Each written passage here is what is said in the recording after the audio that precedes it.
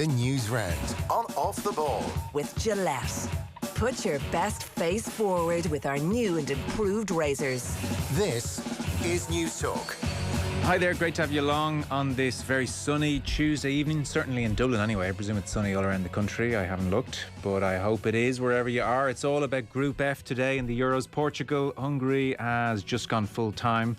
Cristiano Ronaldo scored his 105th and his 106th international goals for Portugal, helping them to a 3-0 win. A lot of huffing and puffing before they made the breakthrough, but they're home and hose now, which means it's over to their counterparts in Group F, France and Germany, kicking off at 8 o'clock in Munich. Team news to come in just a moment. Philippe Auclair will join us around 7:30. And then on the football show, nice lineup. We have Pat Nevin, presumably licking his wounds after yesterday. We'll get his thoughts on the opening few days and counting. Plus, Alison Rudd of the London Times will join us as well. 53106, the text number. We're at Off the Ball on Twitter. I should mention as well, 8 o'clock, John Gonzalez from The Ringer will join us. So Alan Iverson, uber famous, interesting character in the world of NBA. 20 years ago, he picked up the Philadelphia 76ers and carried them all the way on his back to the NBA Finals. Philadelphia are going very well again this year, so we'll talk to John Gonzalez about Iverson in particular. 20 years on, he would have seen him coming through at high school as well. John is from same neck of the woods, so that's on the way after 8 o'clock. We have Richie McCormick with us. Hello. Hey, Joe. And Dave McIntyre making an appearance. Dave, hello. Hi lads, how are you? Very well. Did you watch Ronaldo scoring goals 105 and 106 of his international career there? I did, yeah. I managed to find the time to watch the entire game. It wasn't the best of games, but it was intriguing all the same, watching Hungary dig in and just try and eke out a draw somehow. There was that moment where we thought they'd gone ahead, which would have been very interesting. But I think Ronaldo, apart from that, did absolutely nothing, bar miss a couple of decent chances. I was watching the game on ITV and John Hartson was waxing lyrical about Cristiano Ronaldo getting his 2 goals, but if it wasn't for that penalty and the third goal was kind of a garbage time, he really didn't deliver anything. And I was watching it wondering, at what stage in this tournament is the manager going to have to bite the bullet and start substituting Ronaldo earlier and earlier in games? Well, that might be on ice just for the moment, because the fact is he's walked away with another 2 goals and he's added 2 more to that outrageous record. And I think he's the highest scoring player in the history of the Euros now on the back of those 2. Yeah, he's just taken over Platini, Rich. Yeah, he's just jumped above Platini in the rankings, and he's now up to 106 in the all-time goal list, which I think is third overall, which is just like mentioning 106 international goals. His numbers alone are just insane. But on Dave's point there, like, that's what Ronaldo is now. I remember, I think it was Miguel Delaney said he's like a piece of heavy artillery that you wheel into position, feed him adequately, and hopefully he'll come up with the goods. And he's done it for Juventus for the past year or so, 2 years, and that's what he is for Portugal now. You just know that even though he mightn't be contributing much to the entire cut and thrust of a 90-minute game, at some stage he's going to find himself in a position where he can affect a game and more than likely score a goal, and that's why he's on the field. And if it doesn't happen, then they're well stocked. Diogo Jota didn't have a good game today. Bruno Fernandes looked a bit more withdrawn than we've probably seen him from Manchester United, but you'd figure that they will be able to step up in the off chance that CR7 isn't able to fulfill his duties going forward. Just as impressive, by the way, as his 106 international goals, that's his 176th match for Portugal. It's just insane, the figures with this guy, aged 36 now. Like, I do take the point, he's definitely fox in the box type goal hanger, feed me and I will score. I mean, he's not scoring goals out of nothing anymore. He's not picking the ball up on the halfway line and beating a couple of players and unleashing a shot. He is what he is. It kind of looks like a viable plan, though, when you look at Portugal, as in, you've got behind him, as Richie said, Diogo Jota didn't play brilliant today, but you've got Jota behind him, you've got Bruno Fernandes behind him, and you've got Bernardo Silva behind him. And Ronaldo's second goal is a brilliant one too. I'm not sure who he played it with. It might have been Silva. But those players, I mean, he can work with them. They can feed him. And also, he is like such a dominant, overarching presence. I would think if there were younger players around him, that it could be a bit dysfunctional. Ronaldo wants the ball. I better just give him the ball, even if it's not necessarily the right thing to do. But with Bruno Fernandes there, who has swanned into Old Trafford and said, move over Paul Pogba, I'm the man now. With Diogo Jota, who has pitched up at Anfield and not been cowed at all and been more than willing to take on the big 3 at Liverpool, and Bernardo Silva is playing with top players all the time. I think their creativity and their experience means they won't be dwarfed by Ronaldo. So And a you main know, defence as well, Joe. Well, I was just Like, going to say, you got we can't- Diaz, we you can't got forget that, Pepe, and Semedo there at right back. So you got a mean defence, you got the two boys sitting in front of the defence, you've got those three, and you got Ronaldo. So I think that's a viable plan. I mean, it's not rocket science, but all the ingredients are there. Yeah, look, when you put it that way, you can see exactly why the manager will continue to persist with this in the way that he has. 1 to 11 is probably up there with any team in the tournament. I'm not sure once you go beyond that 11, like Renato Sanchez is coming in off the bench of them, and that's a player that wasn't able to get into the Swansea team not so long ago. He's really struggled since this year. He's finally seems to have found a place there where he can start to call home, and he's walked off with a league medal. I'm sure that's done some wonders for his confidence, but he's nowhere close to starting in that Portuguese team. But at the same time, with Ronaldo, there's also nobody that he's really keeping out of the side where there would be a clamour for him to step over and now the younger guy through. Andre Silva's had a good season with Eintracht Frankfurt in the Bundesliga, but he's not a world-class operator that you're thinking has been kept out of the team by the elder statesman that's just taken up space. So as long as the ingredients that you listed, Joe, are behind him, and as long as there isn't an out-and-out superstar centre-forward waiting to get in and take the mantle that has been occupied by Ronaldo for so long, Yeah, I think we're just going to see what we're seeing. And he's not coming off anytime soon. It's not like he's only got 80 minutes in him. He's staying in for the duration. well, he says he still has the body of a 21-year-old, Dave. He's getting up for ice baths at 2:30 in the morning, and it's all working just fine. And only drinking water. Well, yeah, I saw that. So if you missed that yesterday, I mean, he sat down in his press conference, and Heineken Zero and Coca-Cola are everywhere at this tournament. So he sat down and he looked at the Heineken first, and he said, no. So he moved that, and then he looked at the Coke and the Coke Zero with absolute disdain, and moved them out of picture as well, and held up his bottle of water and put it down on the table in front of him. And frankly, UEFA, what are you going to do about it? I'm Cristiano Ronaldo.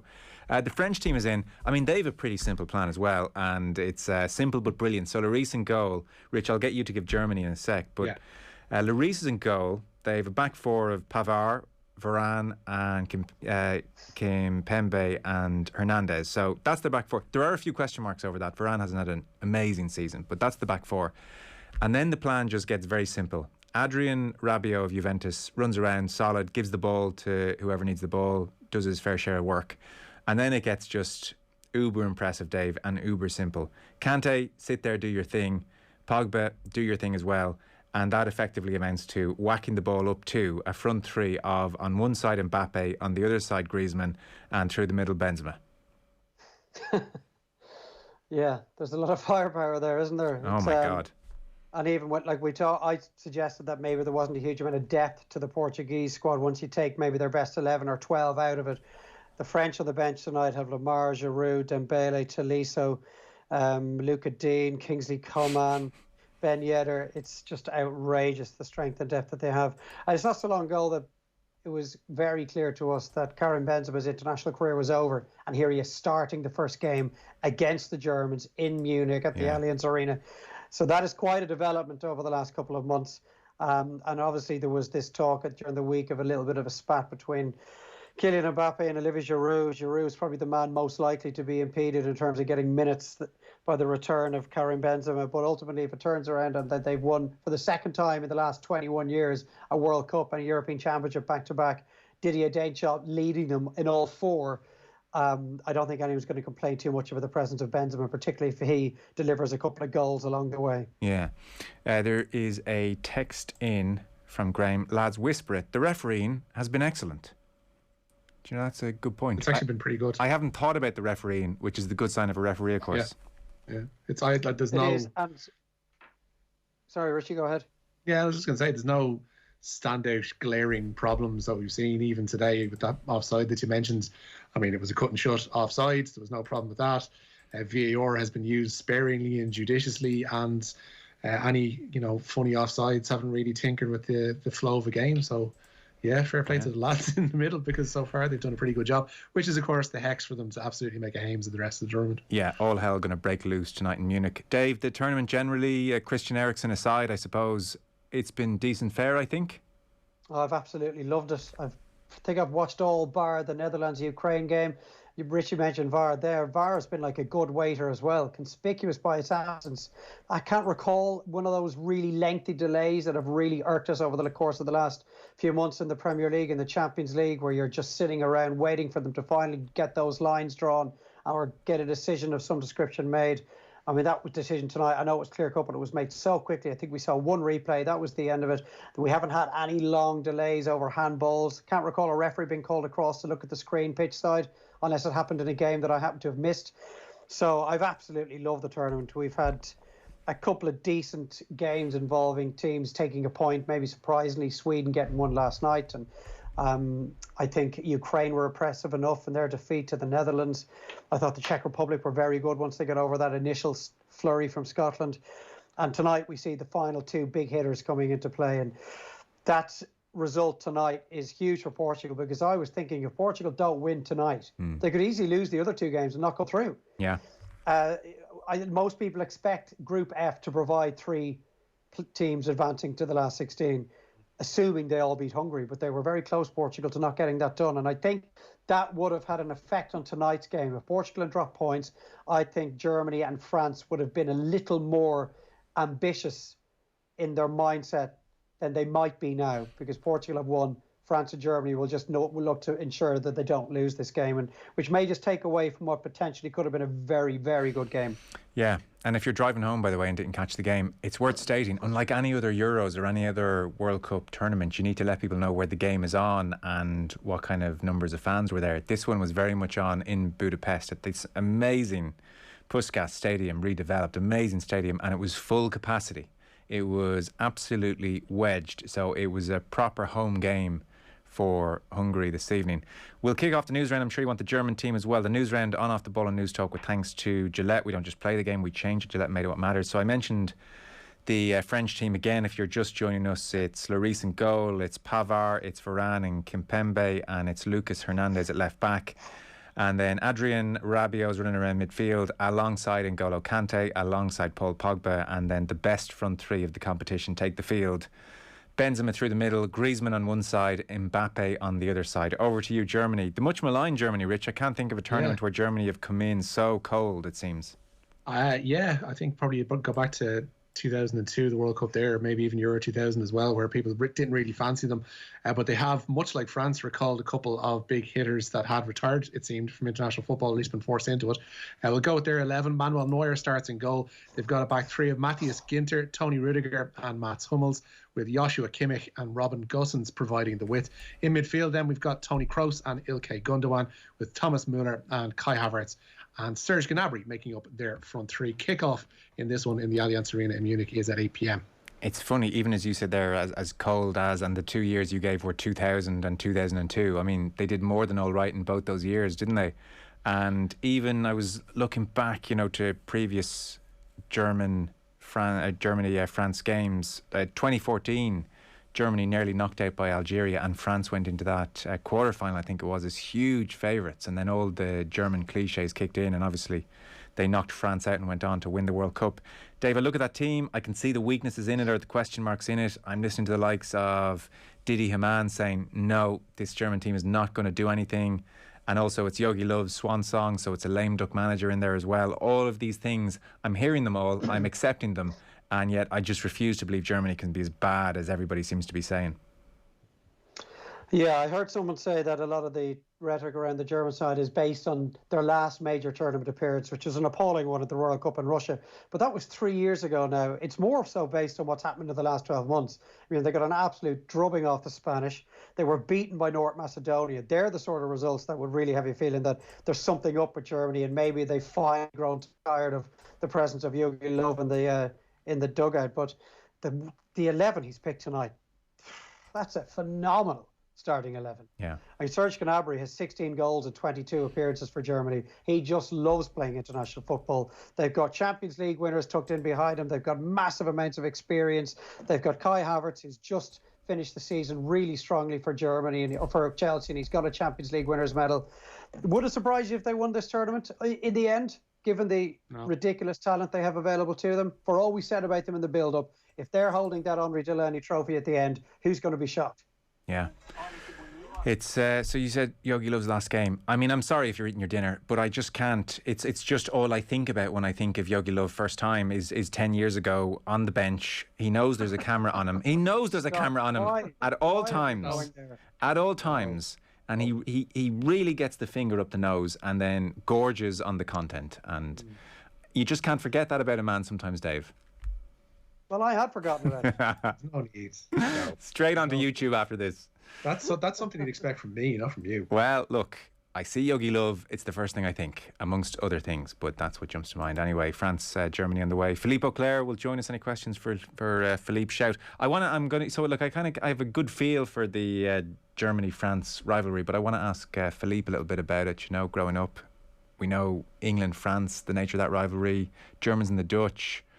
Germans and the English as well. Germany-France, I presume, not natural bedfellows for obvious reasons. There's the Tony Schumacher moment, but we'll get Philippe's take on the history of the rivalry and how he sees this game going this evening.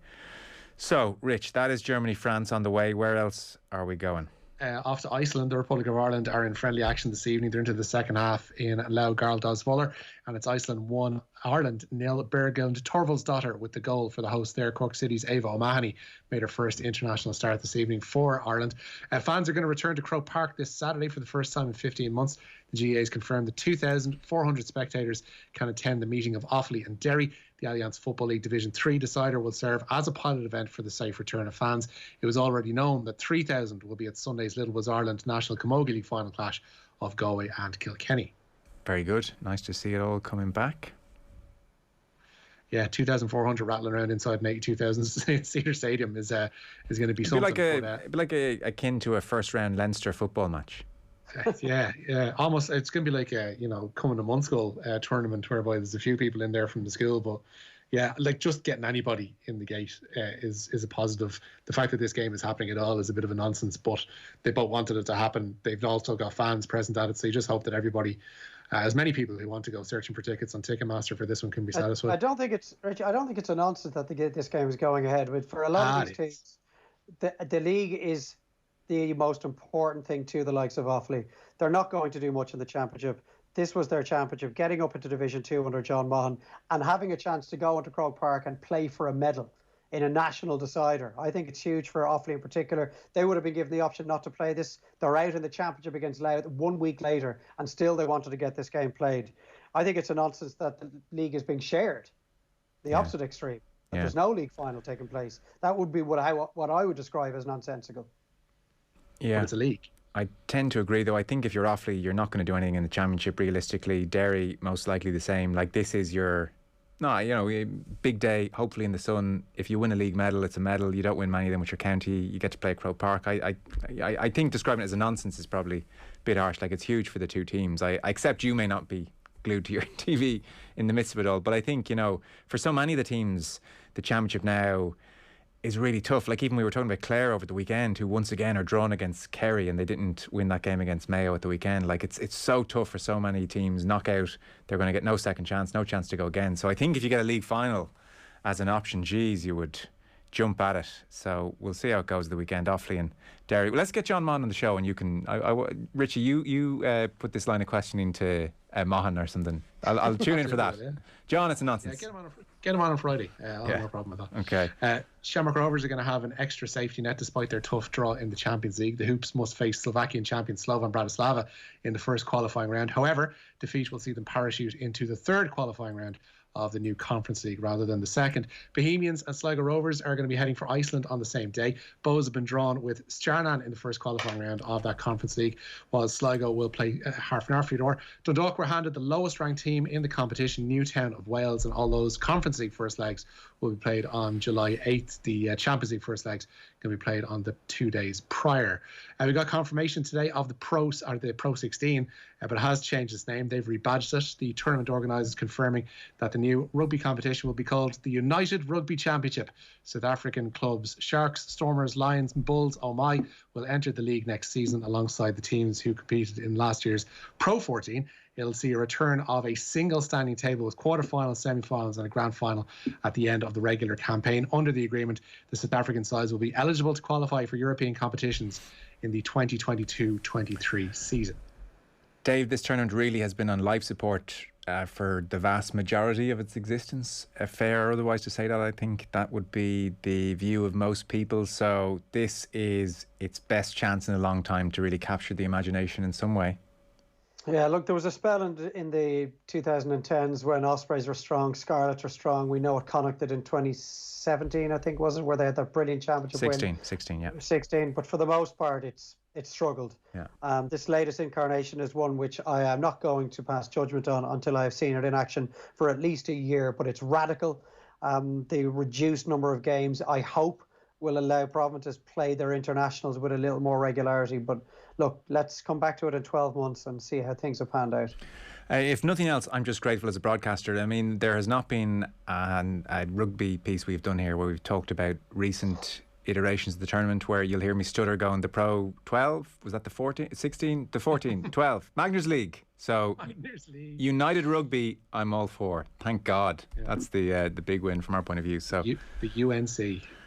Yeah, so that's when is that up and running? It's started next season. Next season, okay. Yeah. So we'll see how it goes.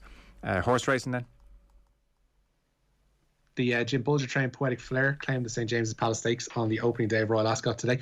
The 7-2 favourite came home 4 lengths ahead of Lucky Vega, with the Aidan O'Brien trained Battleground coming in third. Winning jockey Ryan Manning says Bulger gave him all the confidence in the world.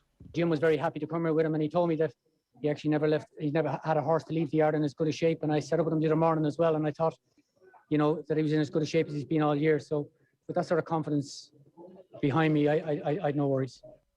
Kevin Manning there, of course, not Ryan. Earlier, 4-1 shot Oxted claimed the Group 1 King Stan Stakes, with the odds-on favourite Batash only managing 4th, while Frankie Dettori was aboard Palace Pier for victory in the opening race of the festival, the Queen Anne Stakes. Interesting story on the back of the Tyrone Mings press conference today. Yeah, Tyrone Mings has accused Preeti Patel of speaking out of both sides of her mouth. The British Home Secretary gave her backing this week to those booing the England players taking the knee and criticised the Black Lives Matter movement. But speaking out of Friday's clash with Scotland, the England defender has accused Patel of taking a different tune in person. To the Home Secretary, I don't really have a direct message. I mean, we spoke and she invited me onto a Zoom call once where she seems so interested and engrossed in players' kind of point of view and what we could do more to kind of tackle these sort of issues.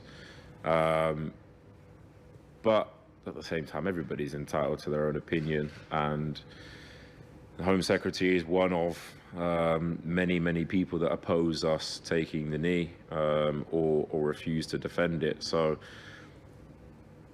we have our own set of beliefs and what we think we can do to help, and will be players that can be influential and can kind of stand up for what we believe in.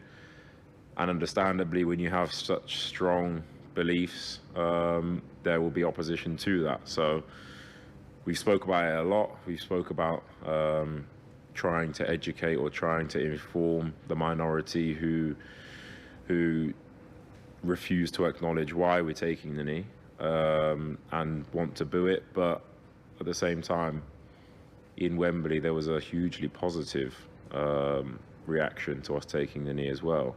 And I don't think that should be overshadowed by the minority that refuse to accept what the reasons are or don't agree with them. It's such a bizarre subplot, this whole thing, to the championship. I can't remember an English side ever being, questions about comments from the Home Secretary in the midst of an England-Scotland game. Certainly wasn't happening at Euro 96. Very assured, Tyrone Mings, very confident, not rattled at all, and a slightly withering tone almost initially there. In no way feeling, oh my God, this is getting too big for me. I think Southgate's probably imbued the team with a certain confidence in the stance they're taking. We have Alison Rudd on the show later on of the London Times. Now, ostensibly, we invited Alison on to talk about Gareth Southgate because, just remarkable rise of Southgate, dismissed as a blazer, and now here he is, like Gary Neville, saying he's the biggest asset the national team have.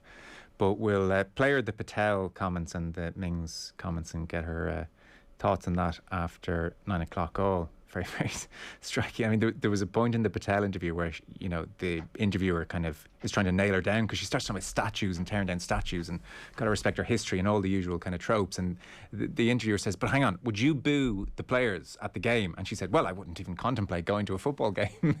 And you're like, okay. But we should mention that was on GB News as well. Was it? Kind of knowing its audience in terms of what they were trying to get her to say, at least, as well. Okay. Just before we wrap up, so one last story. The Danish head coach has been weighing in on what happened on Saturday, namely the replaying of the game. Yeah, the Denmark head coach Kasper Hjulmand has added to the criticism of UEFA following Christian Eriksen's cardiac arrest. He's accused European football's governing body of lacking compassion after they presented two options for the resumption of Saturday's Group B match. The game restarted less than 2 hours after Eriksen's collapse, and Hjulmand says UEFA put the players in an invidious position. I think there's a learning lesson here. I don't think it was the right decision. Looking back, I don't feel right that we were there after the incident. I think it showed so much strength from the guys, to be able to go out and play. That shows so much character, so much strength, and I'm very proud of that. Having said that, I don't think it was the right thing to be given those two choices: play now or tomorrow at 12. And leave that decision with us, with the players. What was your sense at the time, Dave? At the time, I was surprised, obviously, that the game was going ahead so soon after what had happened. Look, UEFA are so easy to get stuck into on a whole number of levels. But I'll just ask the question: what was the alternative? The game wasn't resumed when it was resumed, or if it wasn't played the following day. What was the alternative? I mean, these group games are coming thick and fast every 4 or 5 days. Yeah. Is there another answer to this question? No, I think, in fairness, the next day was about as much as they could probably have stretched it under the circumstances. Yeah. Now, obviously, if he had passed away, it's an entirely different conversation. But given that he was okay, I think the next day was as much as they probably felt they could stretch it under those circumstances. But I think they probably should just have insisted on the next day. My only issue would be that the picture seemed to be painted that the players had decided to resume the game. Yeah. But obviously, as the detail has been drip fed to us in the 24, 48 hours afterwards, we're finding out that they were really put in an impossible position. But UEFA were in an impossible position. They were. So yeah. I have sympathy for all sides in this. I don't think this is cut and dried when you really analyse it. No, that's fair. I think what really swung people was the UEFA statement initially. It started with the phrase "at the request of the players." Yeah, that was in line. It made it look like they were banging down the door of UEFA saying, "Let us out there," which clearly wasn't the case. Fellas, we're out of time. We're going to go to Philippe Auclair. Dave McIntyre, always good having you on. Thanks a mil. Thanks, guys. Richie, talk to you tomorrow. Cheers. Give me John Mahon now. Indeed. Philippe Auclair next.